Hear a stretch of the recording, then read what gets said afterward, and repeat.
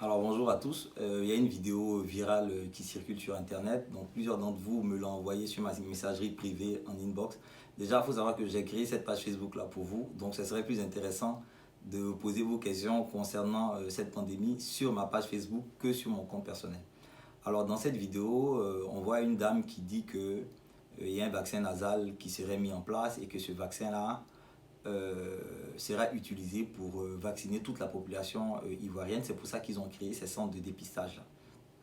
Alors, vous m'avez demandé quel était mon avis là-dessus. Est-ce que ces vaccins-là existent, le vaccin nasal? Alors oui, le vaccin nasal, il existe.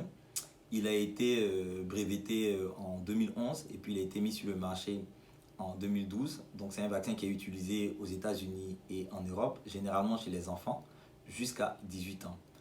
Alors, les Américains ont fait une étude en 2015-2016 et ils se sont rendus compte que ce vaccin-là était efficace à 3%. C'est-à-dire que sur 3%, si on prend 100 enfants vaccinés par spray nasal, il y aura 3 qui ne feront pas de grippe. C'est un vaccin qui est utilisé pour la grippe. 3 qui ne feront pas de grippe, tandis que les 97 autres feront la grippe. A contrario du vaccin normal où on a une couverture de 63%. C'est-à-dire que si on fait le vaccin normal de la grippe, il y a 63 personnes qui ne feront pas la grippe et puis le reste pourront faire la grippe. Voilà. Donc c'est un vaccin même qui est inefficace. Et comment ce vaccin-là se passe? C'est par spray, par pulvérisation. Donc j'ai un spray ici, c'est comme ça. Donc vous appuyez là. Donc vous voyez qu'il y a de l'air qui sort et on le met dans les deux narines. Alors si on veut vous vacciner en masse, aujourd'hui on a des portables. Vous pouvez filmer. Si vous allez vous faire dépister et que quelqu'un sort un liquide qui veut vous injecter, en ce moment-là, c'est un vaccin. S'il sort un spray qui veut vous mettre dans le nez, en ce moment-là, c'est une vaccination qu'il fait. Mais le test pour le coronavirus dans le nez, mais on sait comment ça se passe. C'est un coton-tige qu'il faut mettre dans le nez, qu'il faut enfoncer jusqu'à 10 voire 15 cm dans le nez. Un coton-tige, vous connaissez les cotons-tiges, c'est ça le coton-tige. Ce qu'on prend pour mettre dans les oreilles, c'est pareil. Sauf que ça sera plus long. Là, j'ai un double décimètre qui fait 15 cm. Donc, vous voyez, il faut aller jusqu'à 15 cm. Donc, c'est même pas un truc comme ça.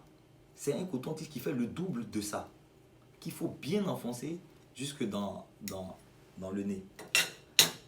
Et deuxièmement, cette dame-là disait aussi que pourquoi est-ce qu'il n'y a pas, on ne construit pas de centre de dépistage en Europe, pourquoi c'est en Afrique qu'on va faire un centre de dépistage. Vous savez, on a eu la chance d'être les derniers à être touchés par cette pandémie-là. Les Chinois ont été touchés, ils ont dit qu'il y a eu 3000 morts, ce qui est douteux aujourd'hui. Les Européens, pareil. En Italie, on a 15 000 morts. En France, on a 8 000 et quelques morts. Et heureusement, en Afrique, on n'a pas autant de morts. Mais si on n'a pas autant de morts, ça veut dire que nous, on a une avance contre la maladie. Donc c'est maintenant qu'il faut mettre les moyens pour essayer de contrôler cette maladie-là. Alors c'est normal qu'on crée des centres de dépistage.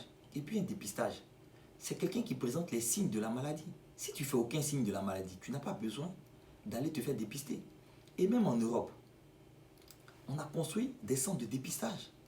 Moi, je ne sais pas qu'est-ce que cette dame la raconte. Il y a des tentes qui ont été faites à côté des hôpitaux pour dépister les gens. On a même vu des vidéos, des reportages où il y a des gens qui sont dans les voitures et puis il y a des gens qui viennent avec les cotons-tiges, ils mettent ça dans le nez, le patient est dans la voiture pour les dépister. Ce sont des vidéos qui circulent encore sur Internet. Alors, vous savez que déjà nos hôpitaux, en temps normal, sont saturés. Si on a un afflux de malades Covid, ils seront encore plus saturés. Aujourd'hui, en France, on parle de à peu près 77 000, 70 000 cas. Mais vous imaginez, si ça doit nous arriver, si on doit avoir autant de patients qu'on doit dépister, qu'on doit tester tous en même temps, on fait comment? Sachez que ce n'est pas parce qu'il y a le Covid que les autres maladies n'existent plus. Mais les chirurgiens continuent d'opérer les appendicites, les femmes continuent d'accoucher, il y a des césariennes, les gens continuent de faire des comas diabétiques, de faire des AVC. Et donc on doit les mettre en réanimation, toutes ces personnes-là. Ce n'est pas parce qu'il y a le Covid que les autres maladies n'existent plus. Donc on devait multiplier des centres, on devait construire des centres même pour recevoir les patients à venir. Il faut anticiper, il ne faut pas attendre que tous les patients soient là.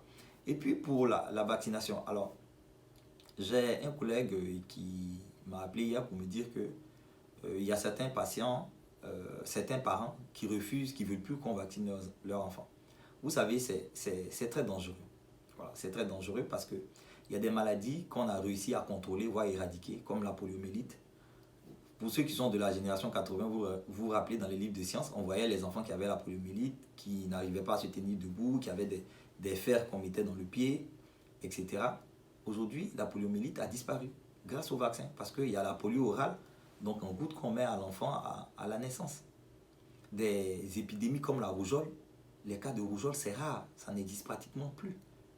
Avant, nos anciens disaient que tant que l'épidémie de rougeole n'est pas encore passée, il ne faut pas dire, te vanter du nombre de tes enfants. Parce que tu peux avoir 10 enfants, 15 enfants. Quand la rougeole va venir, tu ne sais pas lequel ou lesquels ça va prendre. C'est ceux qui avaient une forte immunité qui résistaient. Les plus faibles, ils mouraient de ça. Donc on a réussi à contrôler des épidémies, des pandémies.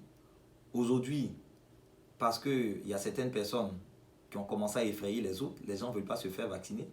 Donc vous aurez ça sur la conscience. Si des maladies comme la coqueluche, des maladies que vous n'avez jamais vues, qui n'existent plus, si ces maladies-là reviennent, il ne faudrait pas être étonné. Donc voilà, pour le Covid, essayez de donner la bonne information. N'essayez pas d'intoxiquer les autres. N'essayez pas de créer la hantise. Et puis quand vous avez des informations comme ça, ne croyez pas à tout ce qui est dit sur Internet.